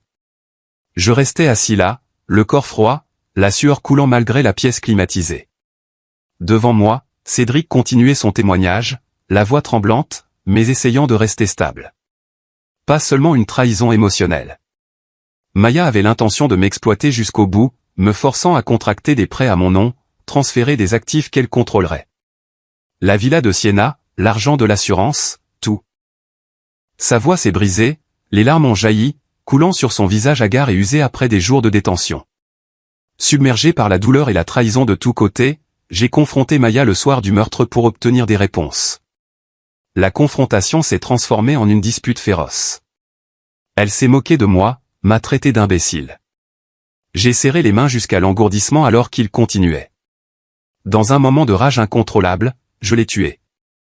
Je l'aimais vraiment, mais tout était un mensonge. Je restais assis là, le corps glacé, le cœur écrasé. Je regardais l'homme debout au tribunal, celui qui m'avait autrefois appelé frère, tenu Dylan fièrement, et je ne pouvais pas comprendre comment une personne pouvait causer une douleur aussi ultime. Cédric, le traître, le meurtrier, pleurant maintenant de regret, mais trop tard. Le moment où Cédric a avoué que la mort de Sienna était sa faute. J'ai senti le monde basculer. Sa voix résonnait dans ma tête répétant « ma faute ». J'ai tué Sienna pour l'argent de l'assurance. Je n'entendais pas le jury murmurer. Je n'entendais pas le juge frapper pour le silence. Je n'entendais pas les sanglots étouffés de la famille de Maya. J'entendais seulement un son, mon cœur se brisant alors que la vérité sur la mort de Sienna était exposée de la bouche du mari en qui elle avait le plus confiance. Je restais immobile, les larmes coulant sans m'en rendre compte. Sienna, ma sœur, le pilier émotionnel de la famille, toujours souriante malgré les épreuves. Elle a épousé Cédric. Lui faisant confiance, portant Dylan, l'aimant. Et maintenant elle est morte à cause de lui. Je me rappelais la pluie battante aux funérailles. Dylan sanglotant de manière incontrôlable. Cédric le tenant, feignant le chagrin. Tout des mensonges. Le malaise concernant l'accident. Route glissante. Perte de contrôle. Maintenant clair comme de l'eau de roche. Meurtre prémédité. Je serrais fort. Les ongles brisant la peau et tirant du sang. Mais la douleur physique n'était rien comparée au chagrin. Le procès continuait.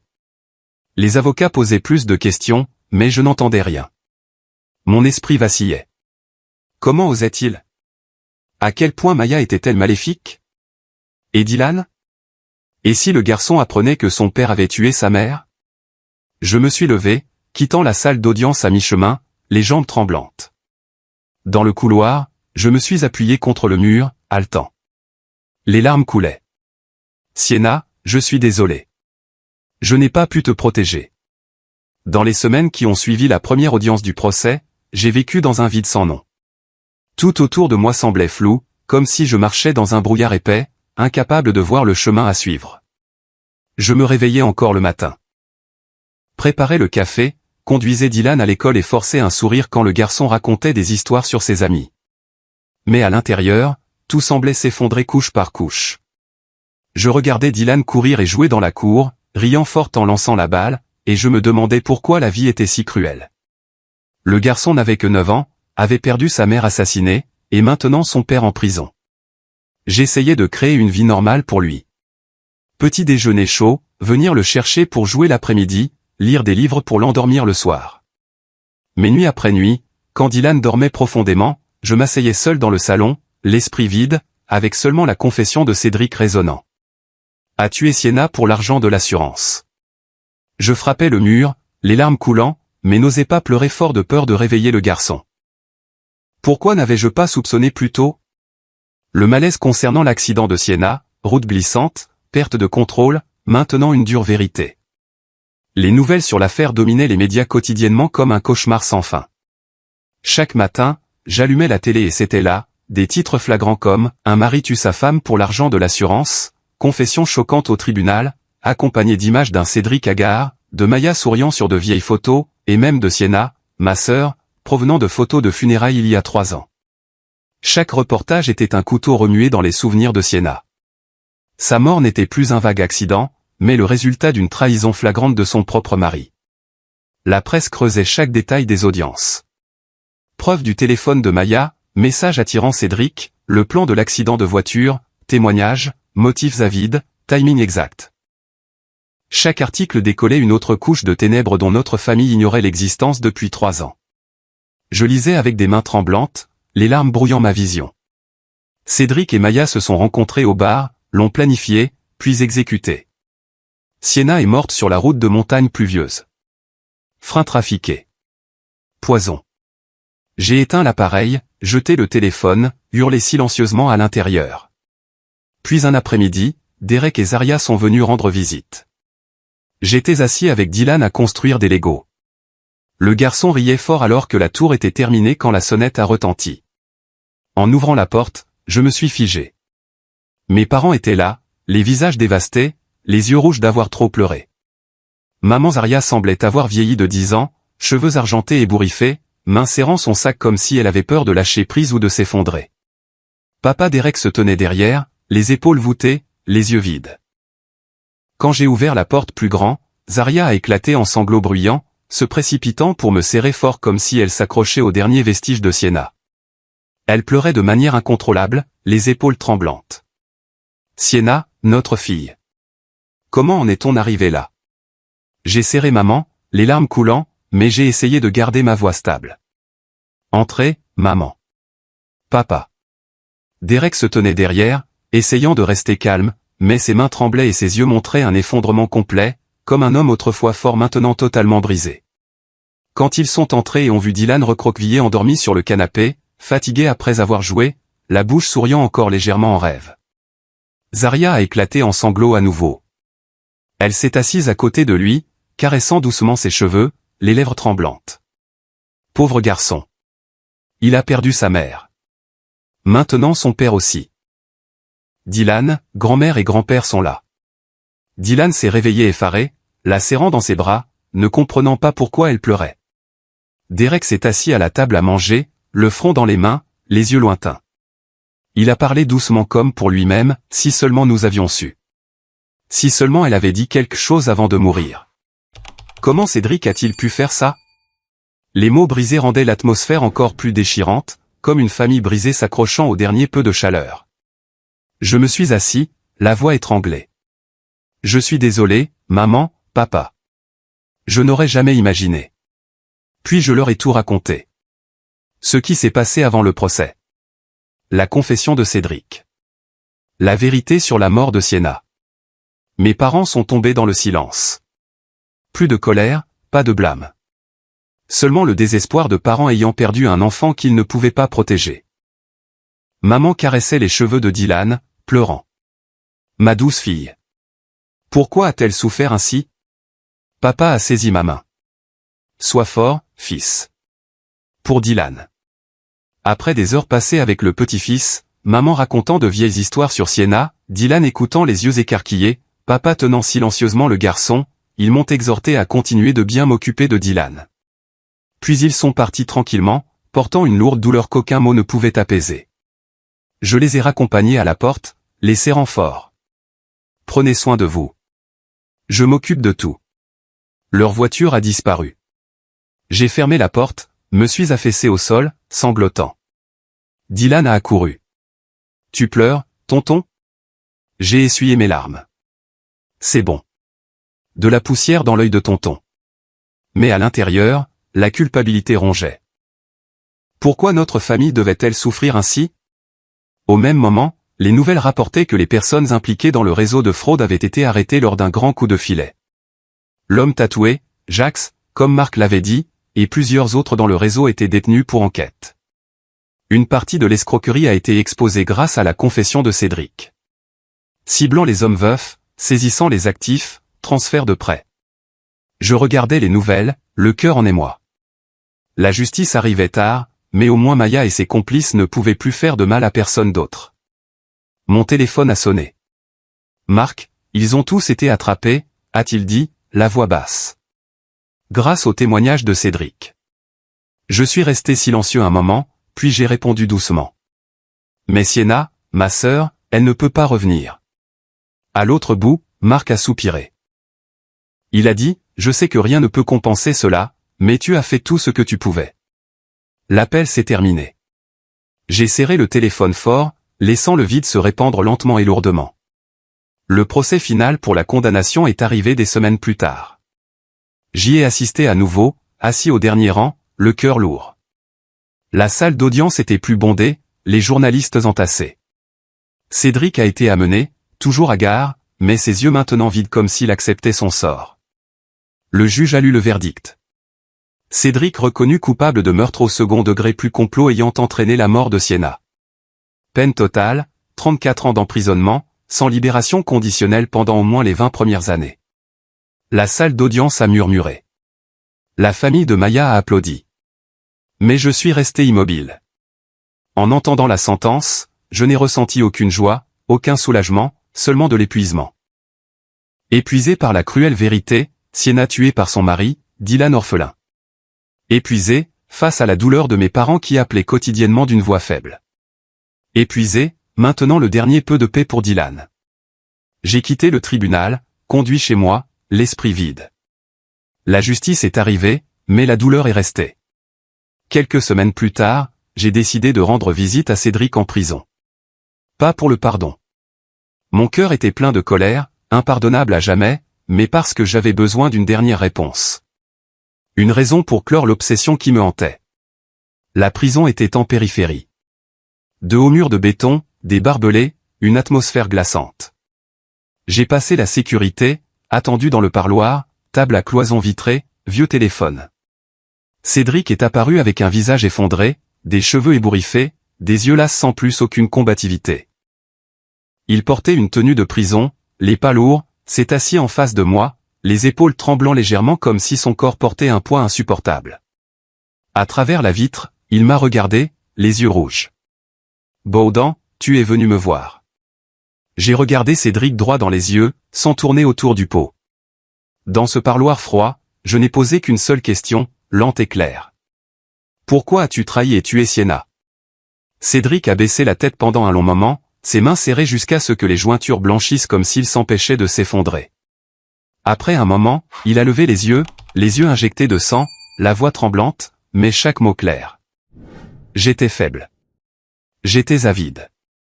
J'ai laissé mon propre aveuglement contrôler chaque décision.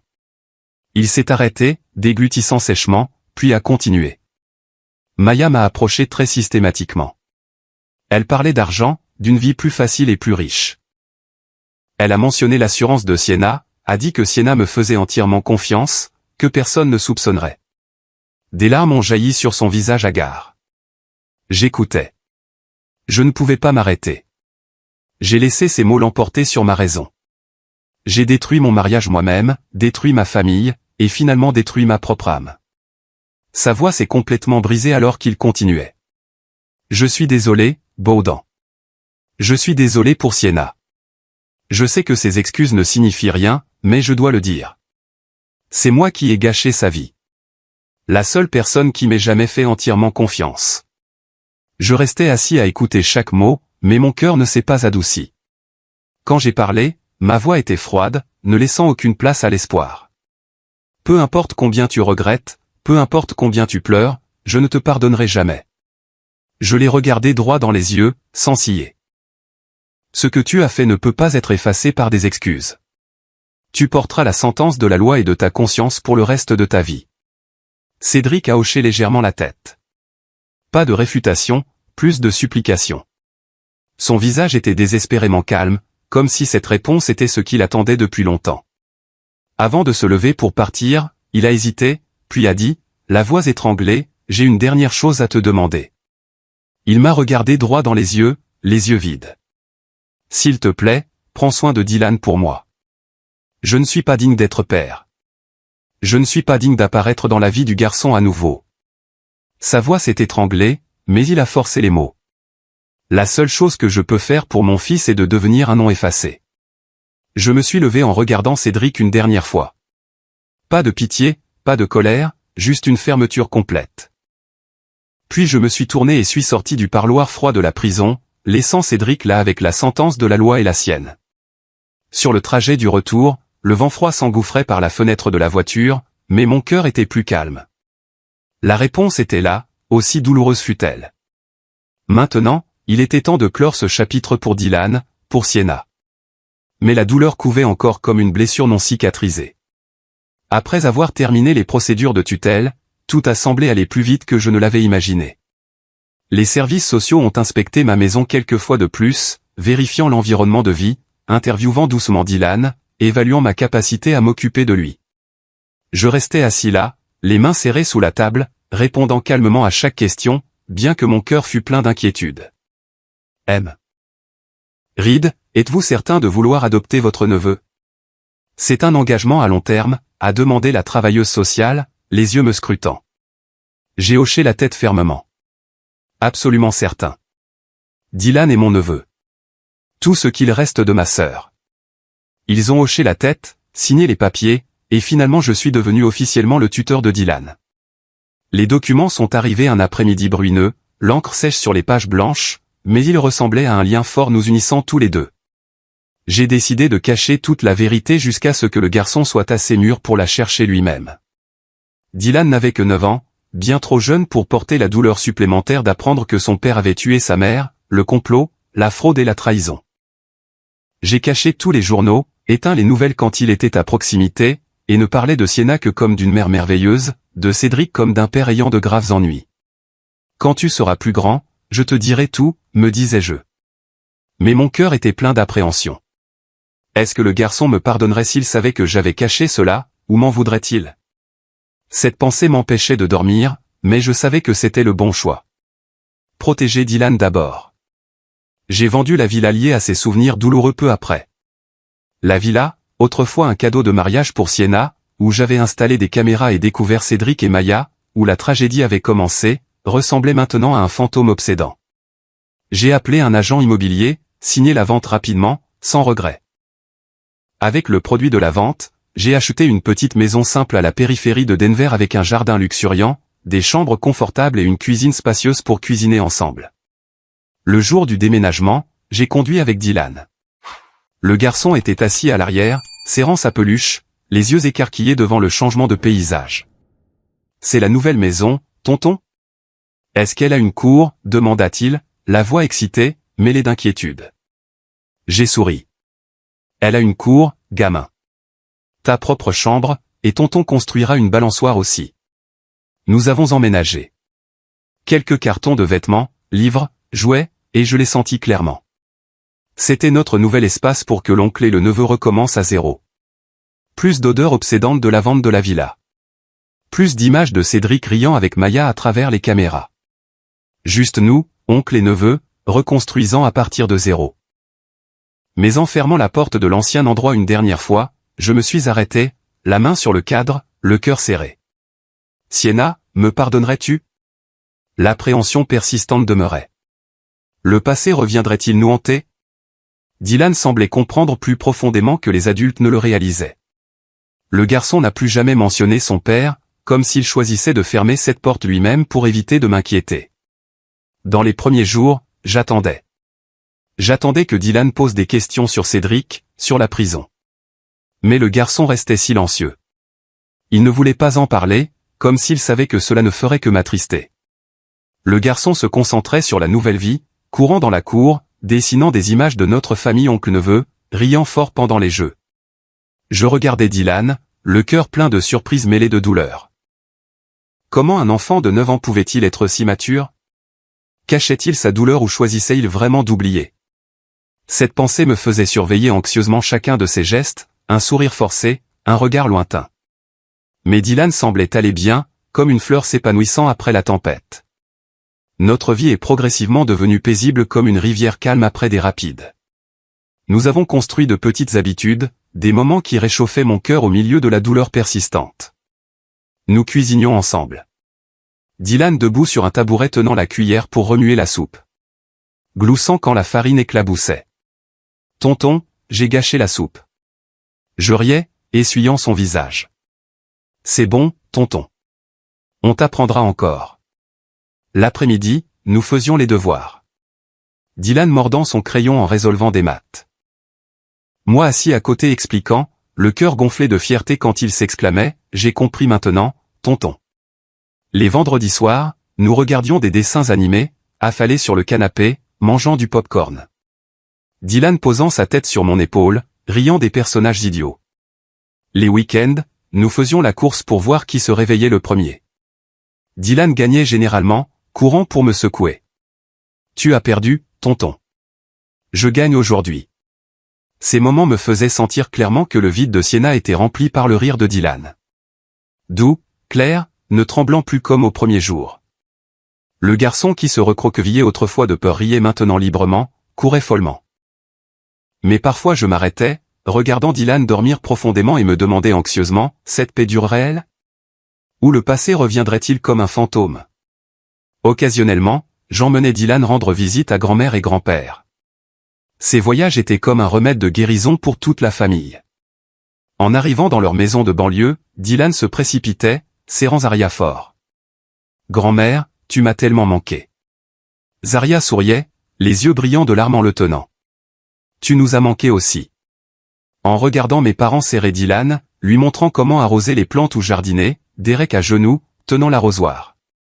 « Juste un peu d'eau, petit-fils. La plante poussera doucement. » Je voyais dans leurs yeux une lumière qui s'était longtemps éteinte et qui se rallumait maintenant. La lumière de l'espoir. Ma mère, Zaria, qui avait pleuré sans fin après le procès, souriait maintenant quand Dylan cueillait des fleurs pour elle. « Merci, mon amour. » Mon père, Derek, qui avait été silencieux, racontait maintenant des histoires drôles, faisant rire Dylan aux éclats. Ces visites me remplissaient d'une chaleur anxieuse. Cet espoir était-il fragile ou durable ? Mais en regardant Dylan courir dans le jardin de grand-mère et grand-père, je savais que nous guérissions petit à petit. Un après-midi de fin d'automne, je regardais Dylan courir dans notre nouvelle cour, son rire se mêlant au vent froid et mordant, des feuilles dorées tourbillonnant autour du garçon. Il poursuivait le ballon, le visage rouge, criant de joie. Je me tenais sur le porche tenant une tasse de café chaud, regardant silencieusement. Ce moment m'a fait faire une pause et réfléchir au voyage douloureux. du retour à la villa et la découverte des secrets en suivant Maya, au signalement aux services sociaux, à la tragédie du meurtre, au procès choquant et à la visite en prison avec Cédric. Tout cela ressemblait à un long cauchemar plein de suspense, de malaise, de douleur. Mais maintenant, en regardant Dylan rire fort, j'ai réalisé que s'accrocher au bon nous avait sauvés tous les deux de l'obscurité. Nous avions failli tomber. Moi autrefois vide. Dylan autrefois terrifié. Mais l'amour nous avait tirés vers le haut. De tous ces événements, j'ai compris que la perte peut briser les gens, mais elle peut aussi les rendre plus forts pour protéger ce qu'il reste. Sienna partie, Cédric emprisonné, mais Dylan ici, et je serai fort pour le garçon. J'ai réalisé qu'affronter la vérité, aussi amère soit-elle, est la seule façon de mettre fin à la douleur et de commencer à guérir. Pas de fuite, pas de dissimulation pour toujours. Je le dirai à Dylan quand il serait plus grand, mais maintenant laissons-le être heureux. Et j'ai profondément ressenti qu'aimer et prendre soin de ceux qui sont encore là est toujours plus important que de courir sans fin après ce qui ne peut être sauvé. Parfois, ils sont la raison de continuer. Dylan, avec son rire clair, ses câlins chaleureux étaient ma raison. Nous allions vivre et être heureux, malgré le passé qui couve encore. Et c'était peut-être la plus belle fin à cette tragédie.